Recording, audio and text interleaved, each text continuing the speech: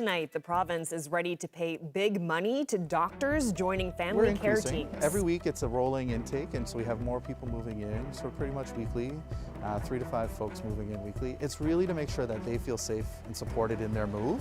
Slow and steady from tourist hotel to transitional housing. We'll get the latest on what's happening at the former Comfort Inn in St. John's. Remember last winter when a government minister said NAPE crews would not be welcomed on new divided highways being built in this province? Well, a new minister, new approach, and the union is claiming victory. That's what we had advocated for. It's work that our bar union members, Newfoundlanders and Labradorians, do. I'm Terry Roberts. That story coming up. It's arguably one of the most scenic soccer pitches in all of Newfoundland and Labrador, and now it's getting a brand new turf. Playing on this is going to be awesome. It feels good. We're excited. I'm Jeremy Eaton, and I'll have that story coming up. This is CBC Here and Now.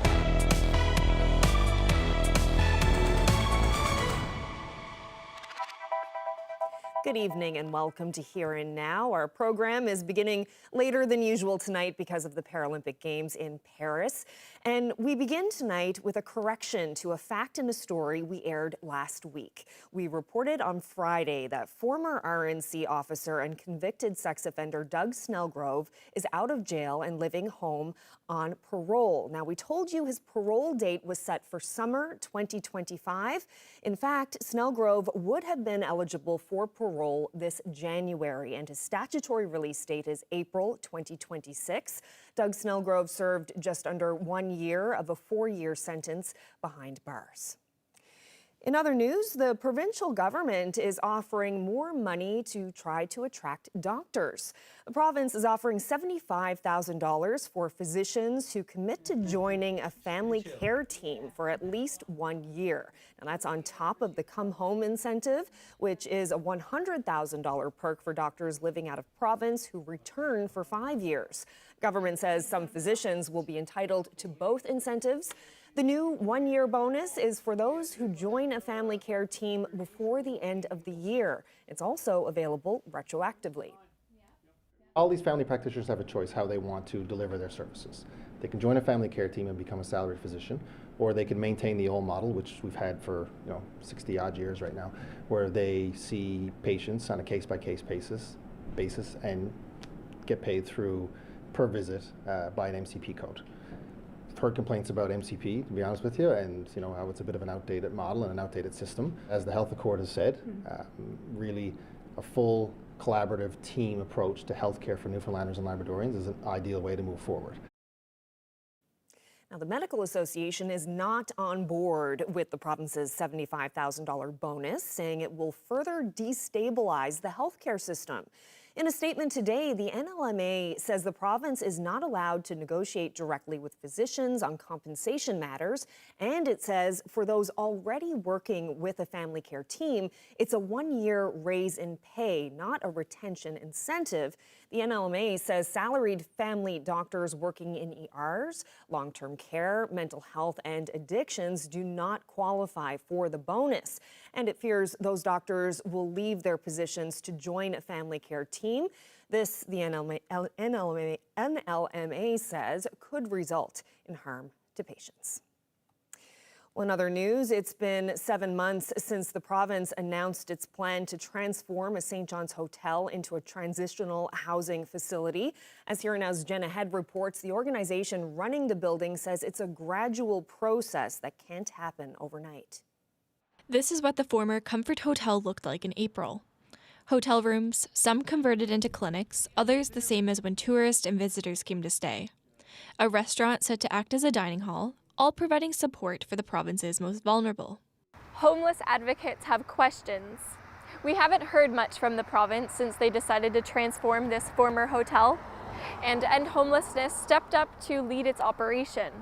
We do know in late May, 11 people lived here, and today that number is up to 43. If we were to commit everybody moving in all at once, it would be pretty chaotic, and I don't think we'd be able to deliver on the promises that we've made to people, which is this will be safe, this will be supported. So we are operating from a phased approach just to make sure that we're doing it safely and securely for everybody. That's why Pawson says they're taking in just 3 to 5 people a week. So who gets priority? Well, it's those with a history of chronic homelessness and also those who have healthcare concerns. They can also take in individuals who are in need of palliative care. Doug Pawson says there are 4 phases to operating the former hotel. They're in the second phase right now, which focuses on supports and staffing, and transportation is also up and running. Yeah, we do have transportation services. They've been on site now for a few weeks, and we have it operates 5 days a week with 2 runs daily, sort of connecting in with existing Metrobus transit hubs, and then rotating days where folks can, access amenities in the community. Hiring for the facility is still underway. There are currently 40 people working here.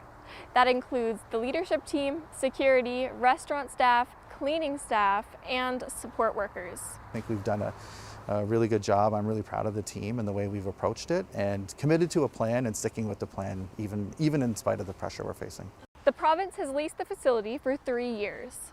The NDP is on board, but they're questioning its longevity. My concern too is that I think, after 3 years, when this lease expires, what then? Because unless we assume that the housing situation is going to be solved by then, I doubt it.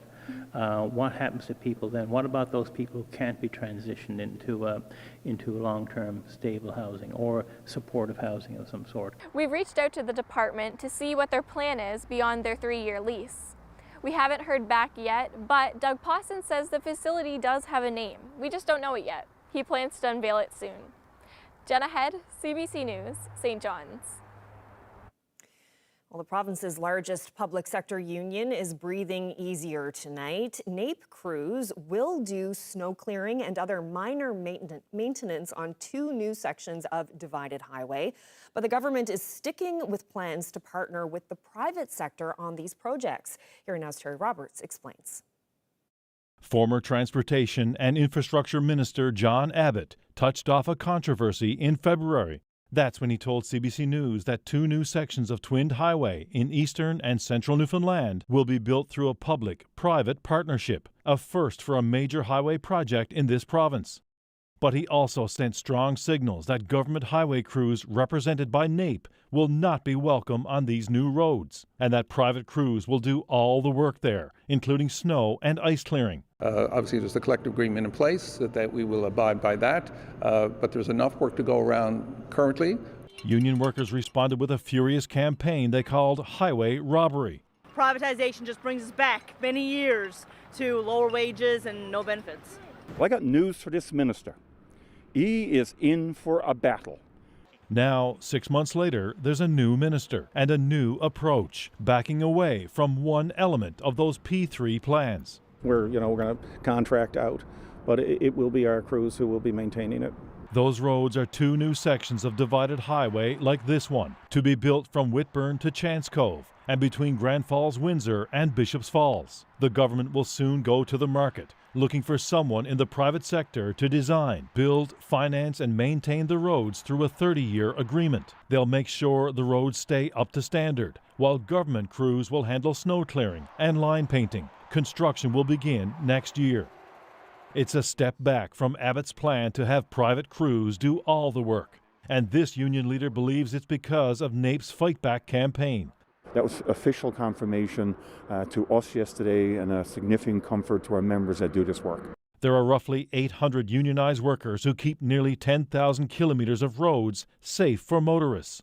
Jerry Earle says the union will not tolerate a single job loss. Terry Roberts, CBC News, St. John's.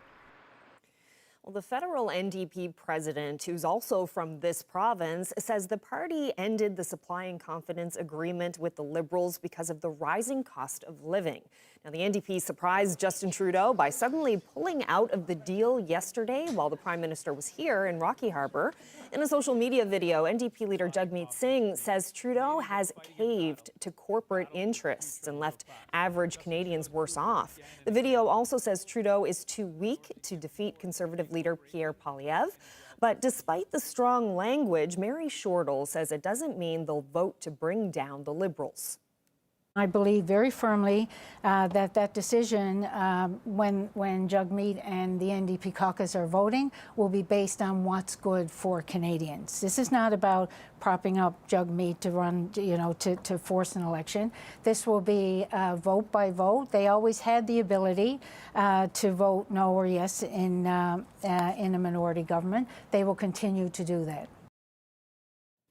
Well, the head of Post Media says despite cuts at the St. John's Telegram, the company is committed to local journalism.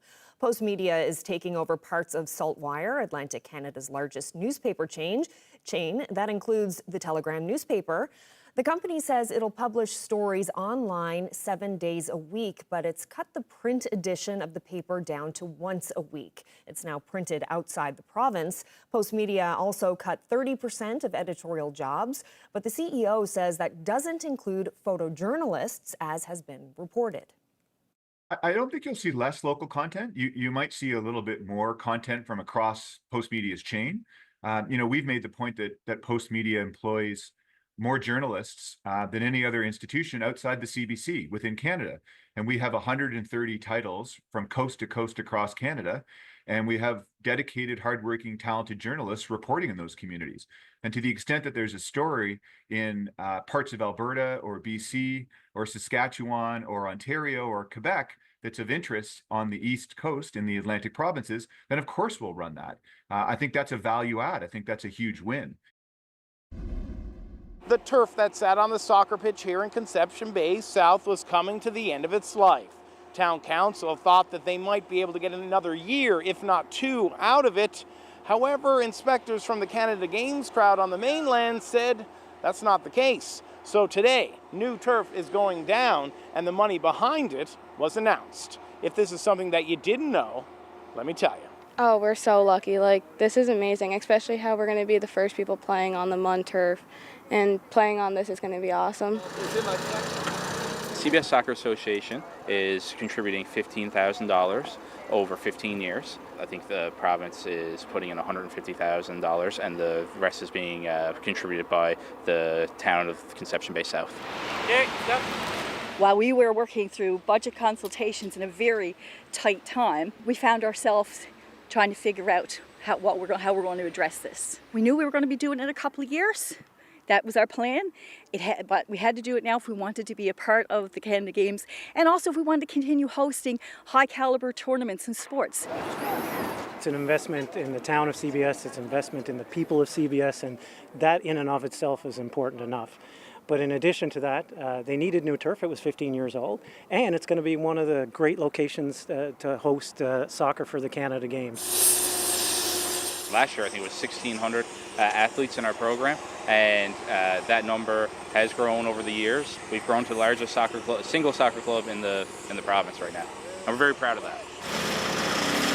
It's only halfway done, but we can see the finish line, and we'll have fall soccer programs here. We'll have players of all ages that will be on this field in only a few weeks and be able to enjoy the fall soccer season. And we'll be ready for spring soccer, and we'll be ready for the 2025 Canada Summer Games. There's a new group encouraging new parents to get outside with their babies. I'm going to tell you this, that babies who go outside often sleep better. I'm Julia Israel, and I'll have that for you coming up.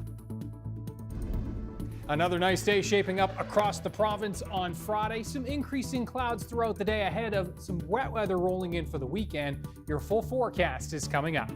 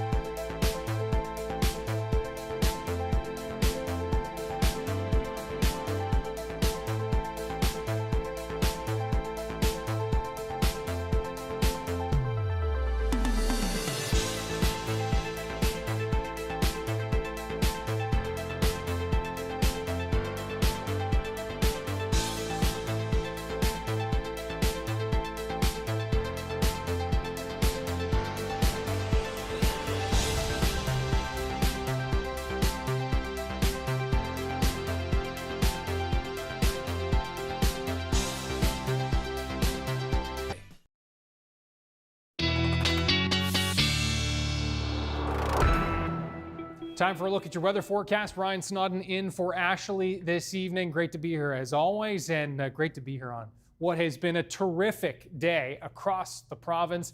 26 Happy Valley Goose Bay, one of our hot spots, 21 in the metro area, 24 in Corner Brook. Just beautiful, really, really nice. We'll take it in September, and you can see, southwest flow helping to bump up our temperatures today compared to the last couple of days. Keeping an eye on this cold front, which is rolling through Quebec right now and stretches down into the Great Lakes. That front will work its way and into Labrador as we move over the next couple of days. That'll certainly have an impact on temperatures for places like Nain and the north coast of Labrador for tomorrow. This area of high pressure is going to continue to dominate for a good chunk of the province, however, and that will keep the sunshine in the mix and temperatures favorable. Now, off to the south, we're keeping an eye on this system here, and this one, some tropical characteristics, not out of the realm of possibility that it becomes Francine over the next 24 hours, but whether it does or doesn't, it looks like it's going to bring some heavy rain to the Maritimes, but it'll kind of fizzle as it works its way north and into Newfoundland and Labrador. We'll time all that out for you in just a moment.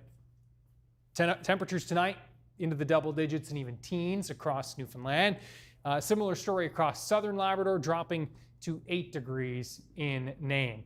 Now let's time things out, and you can see as we move through and into Friday, that front will kind of stall over northwestern parts of Labrador and bring a few shower chances up to the Torngats, maybe as far south as Nain, but overall it does look like it's going to be a fine day again overall, but the winds are going to be a little more coastal from the east for the coast of Labrador tomorrow, so we will certainly notice a little bit of a difference in temperatures there. Single-digit highs for Nain, down to Makkovik. Cartwright, 18 degrees with a bit of a southeast wind there. But inland, back towards the Mealy Mountains and Happy Valley Goose Bay, back towards Labrador City, will be into the 20s. A beautiful day shaping up across Newfoundland again tomorrow. Widespread temperatures, 24, 25, 26 degrees. And we'll see a light southwest wind keeping temperatures cooler from Port aux Basques to Burgeo, across to Ramia-Canegra, into the St. Albans region, as well as the Burin Peninsula and the South Avalon as well, closer to 20 in those onshore winds. Now, watching the timeline as we move forward here, so that cloud really building in through Friday afternoon. Note for Saturday, pretty cloudy start to the day, and we will be watching for that system that we're keeping an eye on off to the south to move in throughout the day. Potential for some ferry disruptions later Saturday as, again, the winds are going to start to rock pretty good there in through the Cabot Strait. But overall, it looks dry for the island on Saturday throughout the day anyway, with that increasing clouds. Wet weather pushing into Nain as that frontal boundary does eventually sink southward there.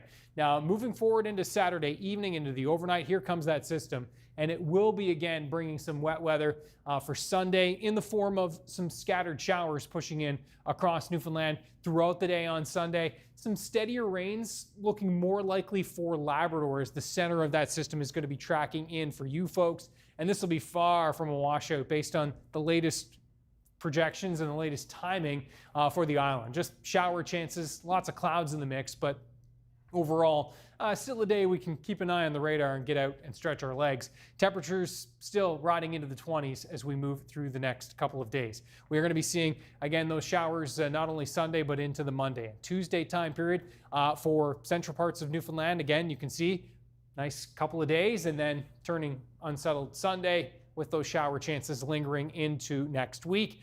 Western Newfoundland, nice couple of days, and then, shower chances for Sunday and into Monday. Some drying out into the Tuesday time frame.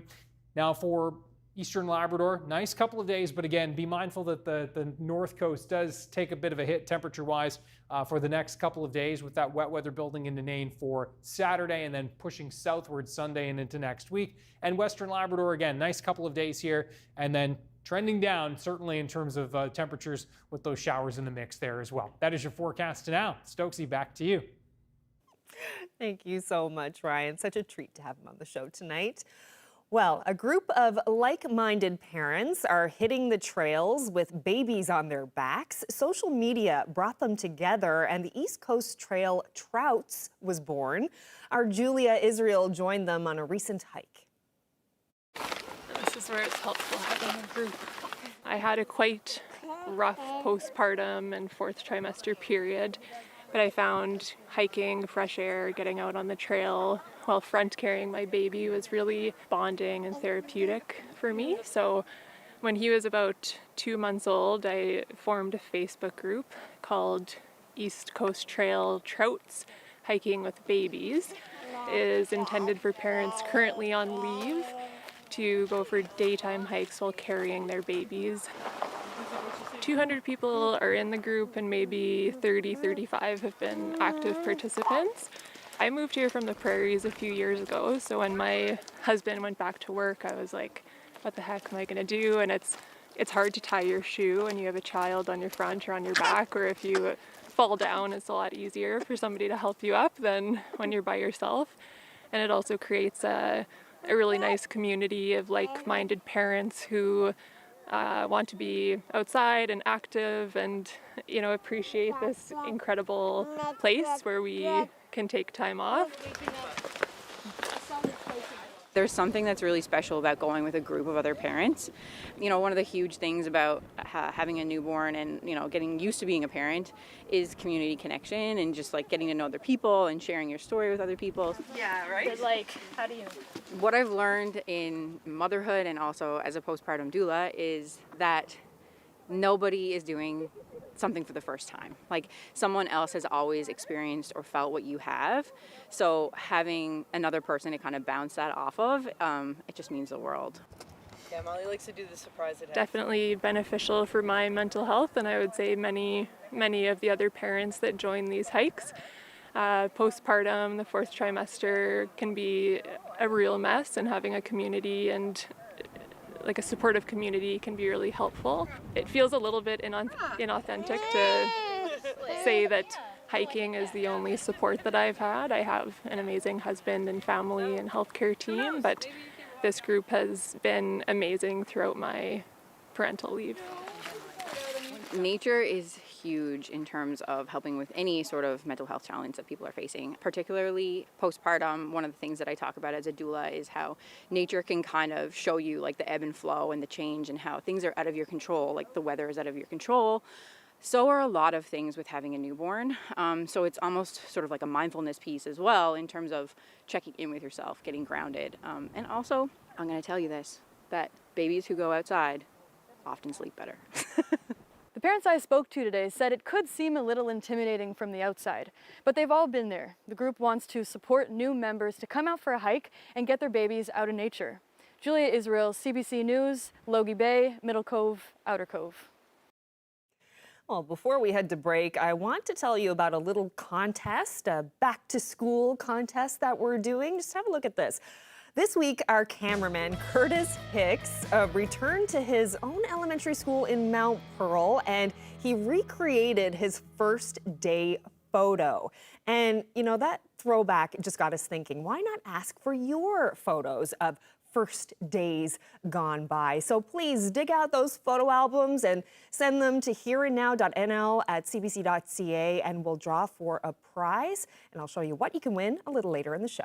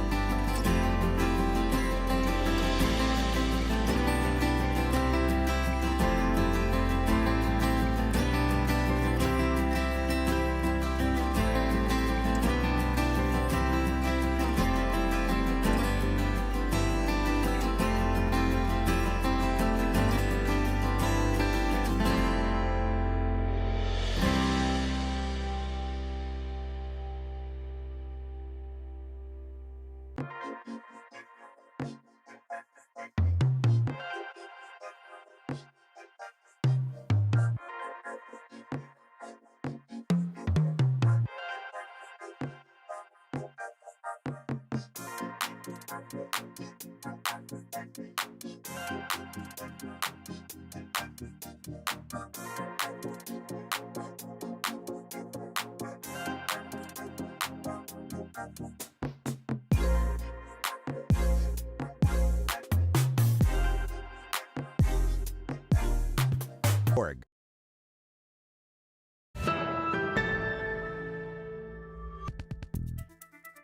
Well, some major changes to the media landscape here in Newfoundland and Labrador. Post Media has acquired parts of Saltwire, Atlantic Canada's largest newspaper chain, which was on the verge of insolvency, and that includes the Telegram.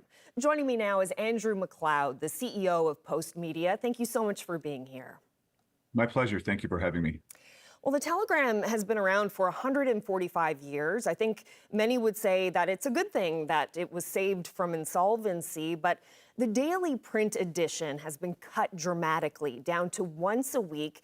30% of the staff have been let go. Why was that decision made?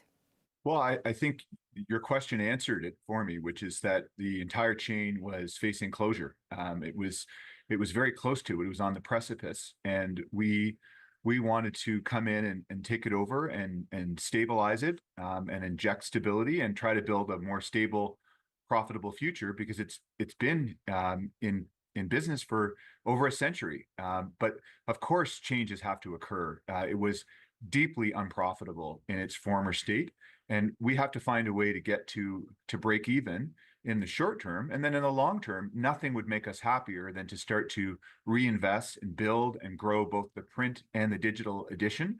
And with support from the community and Newfoundlanders, we think we'll be able to do that. And we're hearing that there will be no more photojournalists with the Telegram. How can a community see themselves if there's no one out there taking pictures? Yeah, I think that's been debunked. I think that was just candidly an error on someone's part. This issue was actually raised to me by the head of Unifor, Lana Payne, and I have a great deal of respect for Lana, and she reached out specifically to raise this issue with me, and I checked with our team, and I can tell your viewers categorically that that is factually incorrect. There will continue to be photojournalists in the Telegram and right across the Saltwire, as well as Post Media chains.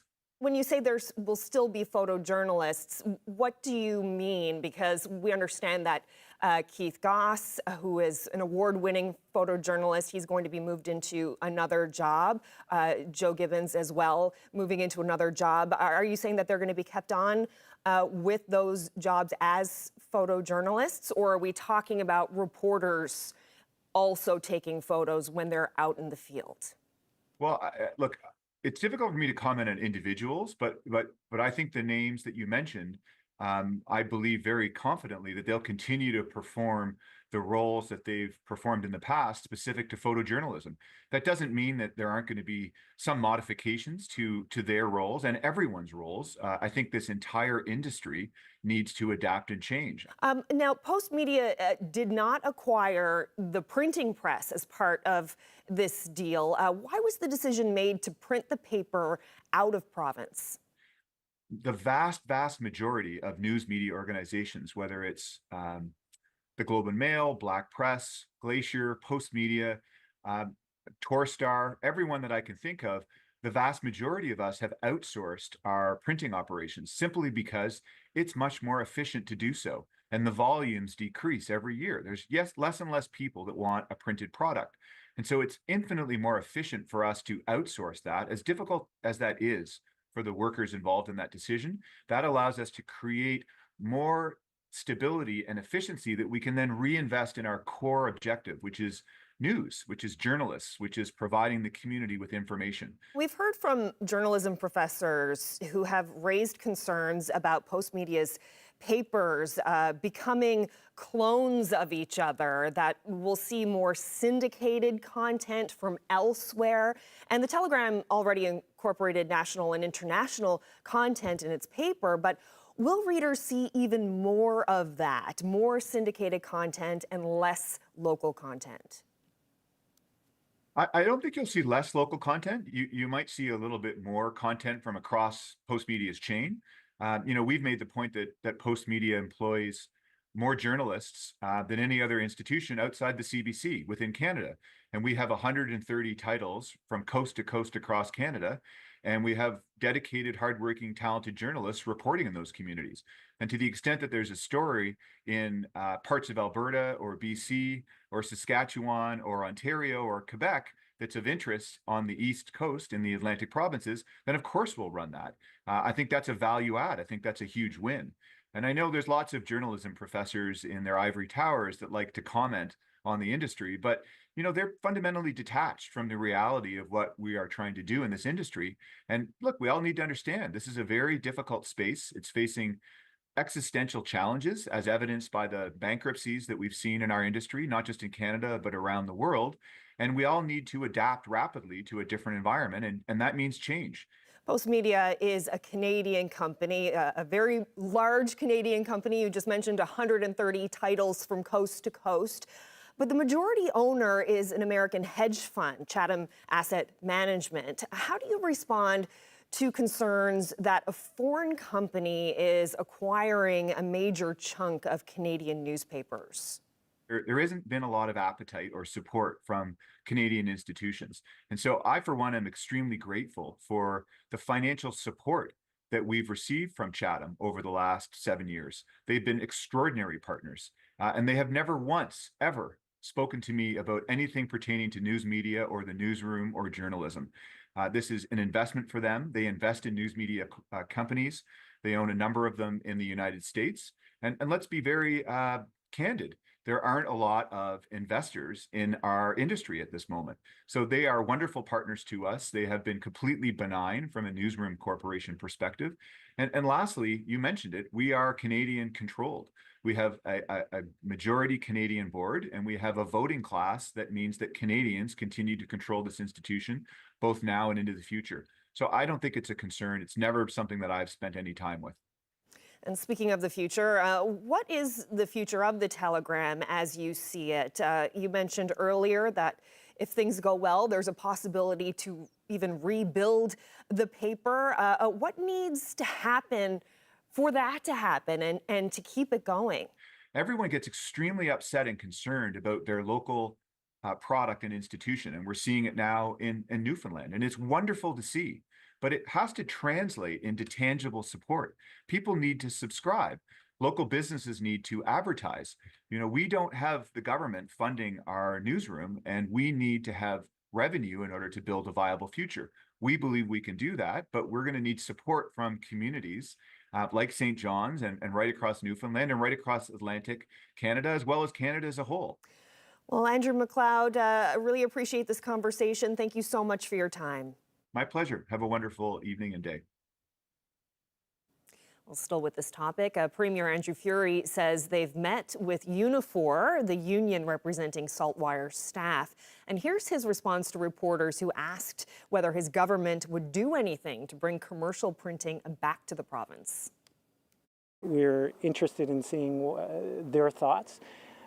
They just came in more with a hypothetical scenario, and of course I should say at the outset our first and foremost thoughts are with the workers and the anxiety that they will be facing in this time of disruption, and secondarily, by the way, the impact of the Telegram on the culture of Newfoundland and Labrador just more broadly. I mean, my first job was a paper boy for the Telegram, and the impact that it has had across the province is immense.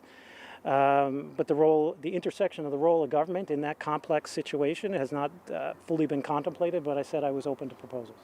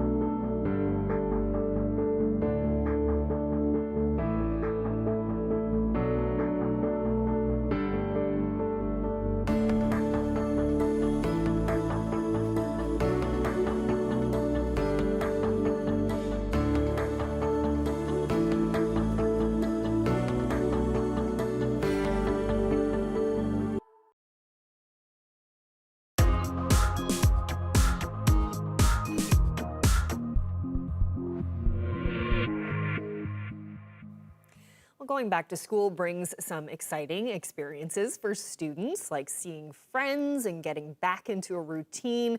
But the transition isn't always easy, and the stresses of school can create mental health challenges for young people. The province's chapter of the Canadian Mental Health Association says there are ways to navigate those challenges in a healthy way. It can be super daunting just to have that change. Even just the change in environment can kind of throw you off. I would say self-compassion is a big thing. Don't expect yourself to adapt immediately to a new surroundings because it is difficult. Take things slow if you can. Disconnect. Take it one thing at a time.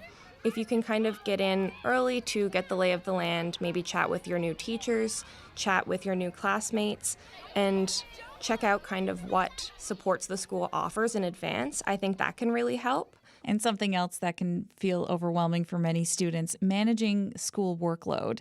So what are some ways that they can stay on top of that to manage their stress? I would say talk to your teachers in advance. Get to know the people at your school so that if you are experiencing kind of overwhelm or if you're feeling like things are getting too much, that you can navigate this and kind of work with the teachers at your school to not get behind and to stay on top of your schoolwork. I would also say focusing on self-care, which doesn't just mean eating enough, drinking enough, sleeping enough. It can also be exercise, mindfulness activities like yoga, meditation, breathing, investing in hobbies, finding creative outlets, slowing down and disconnecting from social media when possible. I know it's really difficult nowadays, as well as setting boundaries. So when possible, say no. Don't try not to take on too many things at once.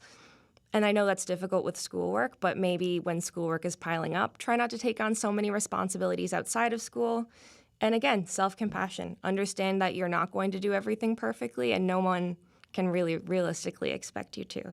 Social media is a difficult topic because it can create these amazing communities, especially for neurodivergent youth and people who might not feel like they fit in at school or they might not have very many friends in their classes. I think it's really important to kind of equip students today with the kind of critical thinking needed to do research online and to navigate the internet and to know what information's valuable. But I do think that it's a really great tool for connection, for finding support, and for, sharing and receiving information if it's harnessed in a way that people are informed about the way they're using it. So there are lots of resources, and unfortunately it's hard to kind of keep a list of current resources because it is so extensive and everything is always changing. I recommend everyone keep in mind 988, which is the suicide crisis line. LifeWise has a great peer support warm line. And for everything else, I recommend Bridge the Gap. So you can go on nl.bridgethegap.ca, and they will have an up-to-date resource list. They also have a really great youth portal, which has interactive online resources to support youth mental wellness and where youth can connect in a way that's safe and conducive to their mental health. Well, staying with schools, the Trudeau government announced billions in funding in 2021 to put 5,000 zero-emission buses on the road over 5 years. And that included school buses, a common sight on Canadian streets. But 3 years in, less than 2% of the buses carrying students back to school this fall are electric. The CBC's Janice McGregor has more. The first difference? How this bus sounds. So the only thing you will hear are the wheels on the ground. But CEO Mark Bédard's factory north of Montreal is also quieter than he'd like after 700 layoffs forced, he says, by federal red tape. We have a lot of operators that want to electrify their fleet right now, and today they are waiting for an approval. There's nothing worse than announcing a program and not deploying it. Electric school buses save money over the long run, but initially they're double the cost. Bédard expected federal subsidies to help build about 500 of his buses each year, but approval for just the first 200 took 2.5 years. Demand is growing, and it's growing fast. Both federal and Quebec politicians championed Lion Electric's batteries in buses, and provincial policies plus a rebate put about 1,000 e-buses on Quebec roads. But elsewhere, slow federal approvals stalled plans. Take Prince Edward Island.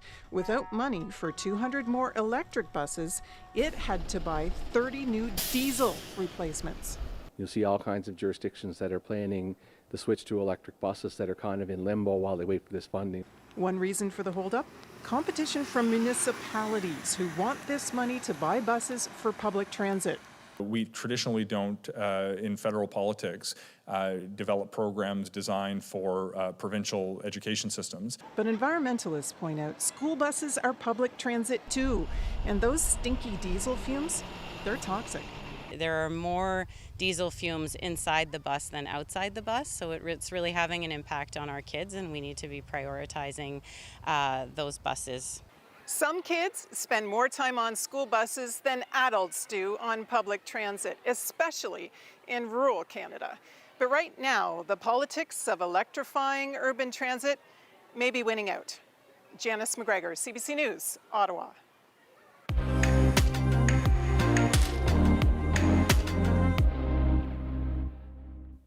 Well, staying with the air quality theme, Atlantic Canada has some of the best air quality in the country, but scientists say climate change is altering that. And new research led by Dalhousie University is trying to help people and institutions respond. Moira Donovan brings us that story. When wildfires rage, blanketing communities in smoke, or a heat wave arrives, you can feel it in your chest. But what exactly is happening to your lungs? There's little research here in the Maritimes about lung health and climate change. This respiratory epidemiologist wants to change that. Because everybody breathes and everybody, you might not notice it, but you notice it when you can't. And so I think that as people become more aware, it's going to be more important for scientists and the community to ensure that people have access to timely and accurate information. Research from elsewhere in the country shows the consequences can be severe. Wildfires produce tiny particles called PM2.5 that affect lung development and increase rates of lung disease. This can be especially dangerous for people with pre-existing lung conditions. The breathing in of particulates, especially when that might be exacerbated in a time of a wildfire or exacerbated by extreme heats, causes more inflammation and causes a bigger response. It's why Stanievich is leading a project to set up sensors like those already in use in the Northwest Territories. The goal is to better monitor air quality at the local level. More generalized data is already available. There's the National Air Quality Health Index, and the Nova Scotia government funds monitors in several places across the province. But they don't always reflect what an individual may experience. And so we have monitors in downtown Halifax, but that may, an individual's exposure in various parts of the city may be quite different. A New Brunswick organization has also worked on an interactive map that provides near real-time information about local air quality. Melanie Langell is the CEO of NB Lung. Our wildfire seasons are getting longer and more intense and more widespread. So there is a real need to understand that PM2.5 component of air quality, which is the main component in wildfire smoke, to understand that more on a community by community basis. Stanievich says the plan is to work on a similar map to give Nova Scotians the data they need to manage a changing climate and their health. So it might be choosing to invest in an indoor air quality filter, or just to modify their behaviors and go out at different times of the day to avoid exposures to some of the peaks in when the air quality is the worst and might exacerbate their symptoms. The sensors are expected to start returning preliminary results in the next year. Maura Donovan, CBC News, Halifax.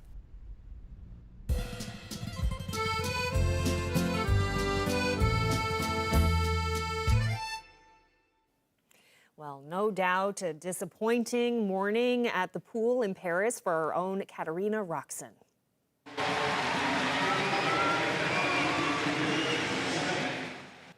She competed in the women's 200-meter individual medley, but came up short in last place with a time of 2.48.61. In the end, Hungary came first in the heat, followed by Great Britain and the USA. This was Roxon's second appearance at the Paralympic Games in Paris, but her fifth time competing in the Games, often against athletes half her age. And I think it's safe to say that win or lose, Katerina, everyone here at home is very proud.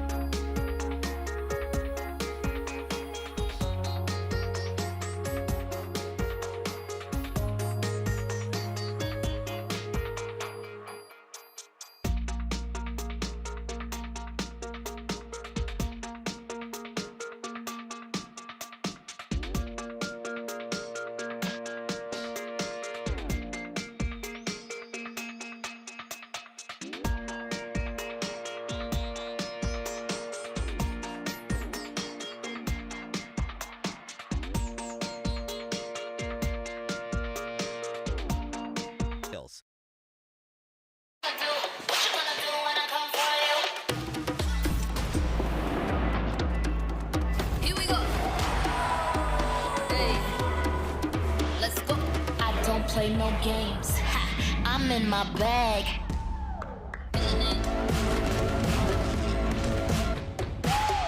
What you gonna do? What you gonna do when I come for you? Let's go.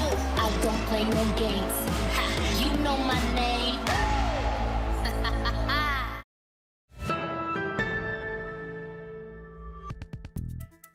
So before we get to your forecast, just check out this video from Glovertown. A very curious bear, little baby bear, offered a helping hand with some laundry. Alyssa Watkins hung her clothes on the line to dry in her backyard. The bear wandered in and offered a helping paw, taking down the laundry before deciding that it was enough chores for the day. And no, it didn't do any of the folding, but it sure looks like it had some fun there.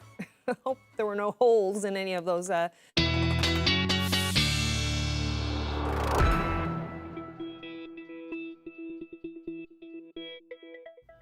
for one last look at your forecast. Ryan Snodden in for Ashley this evening.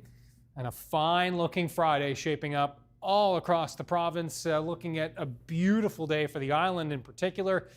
Temperatures 24, 25, 26 degrees, light west to southwest flow. Temperatures a bit cooler along the Atlantic coastline and into the mid-20s from Labrador City across to Happy Valley Goose Bay. Nain riding the single digits there, not only for Saturday, but also for Sunday as that frontal boundary starts to push its way in from the north. For the island, it's increasing clouds throughout the day on Saturday. High level, then mid-level, then low-level clouds into the afternoon. But overall, pretty good day. We will see the winds picking up and some gusty winds, especially for the Strait and into the Port aux Basques and southwest parts of the island on Saturday, ahead of this system that's we're keeping an eye on. Looks like it's going to be very wet and windy for the Maritimes on Saturday. For the island, this system will kind of fizzle as it works its way northward. And similar story for Labrador as it weakens as it moves its way north.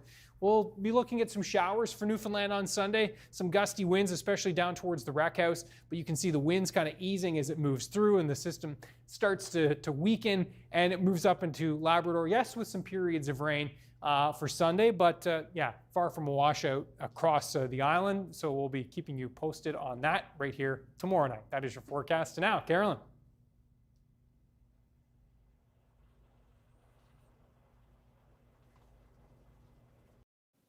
Thanks so much, Ryan. Now, before we go tonight, we want to remind you about our Back to School contest. Now, cameraman Curtis Hicks recreated his sweet first day of school photo. Here it is, while at a shoot in his old elementary school earlier this week in Mount Pearl. You can see he traded his backpack for his camera, and it looks like he's standing in the same spot he was in back in 1997. And we want to see your first day of school photos from years gone by. Send your pictures to our email hereandnow.nl@cbc.ca, and we have a fun school-themed prize. We have a couple of backpacks to give away. I have them here. Bernard, if we want to punch me up again. So if you send us your photos here now at nl.cbc.ca, and you can win some of these backpacks. So we will draw for that. Yeah, and that's it for us this evening. Thank you so much for spending part of your evening with us. Have a great night.